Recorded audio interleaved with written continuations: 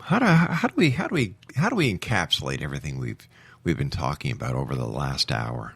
Well, let me say thanks for having me on, and it's been a great pleasure talking to you. You're a nice gentleman, and it's good to talk about things that seem to be real. And in that statement, encapsulate. To me, Rob, I think it's keeping an open head. You know, Jim Mars once said, "The mind is like a parachute; it works best when it's open." And that the idea of questioning things, not out of a state of ego, but out of the state of learning. Because, I mean, you know, that's the key, I think, to life is that we're always, you know, learning from people, each other experiences, you know. Let every man be my mentor so I may learn from them, good and bad experiences. Yeah. And that we all live in such a complicated day and age, and that we're all fighting these little personal battles. And consequently, somehow they're cosmically or electronically now connected, and there's so much information moving out there that it's important to breathe, to remember to take a stance as well at things that you believe in, even if it means somebody is saying you're crazy for asking the question.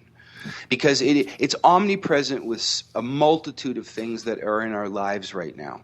And I think maybe I have a fortunate ability, and I feel blessed and lucky that as a musician, music to me is like, you know, I've met guys who's like, okay, I got into it because of the girls and the money and da-da-da-da. I've always felt music has this spiritual connection to life. And its perceptions and the way that people write and articulate certain things.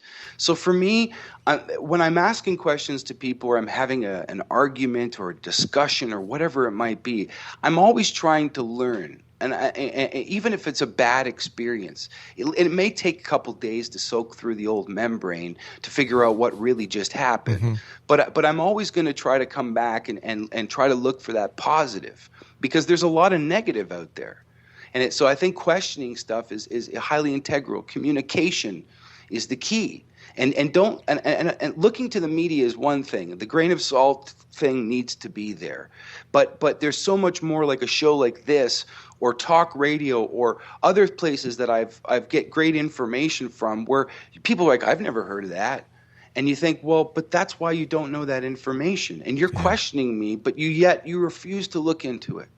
And that's where the conundrum lies.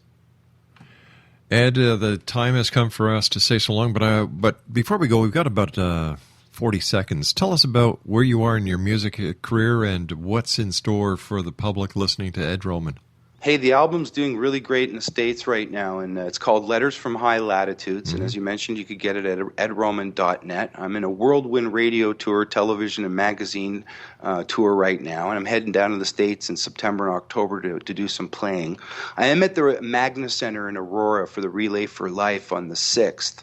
At midnight on the main stage, and that's for the cancer drive that happens every year, and it's a real privilege to be a part of that. Great cause. You're a great guy, Ed. Appreciate you being on the show. Continued success, and I look forward to the next time you join us back here in the X-Zone. My pleasure, Robson. You take care, my man. You too, my friend. X-Zone Nation, Ed Roman has been my guest this hour. Once again, his latest musical feat is called Letters from High Latitudes. It's available by going to www.edroman.net. That's www.edroman.net. Great guy. Fellow Canadian. What can I say? Yay, Maple Leaf. We'll be back on the other side of this commercial break with the news as we continue here in the X-Zone from our broadcast center in Hamilton, Ontario, Canada. My name is Rob McConnell. Don't go away.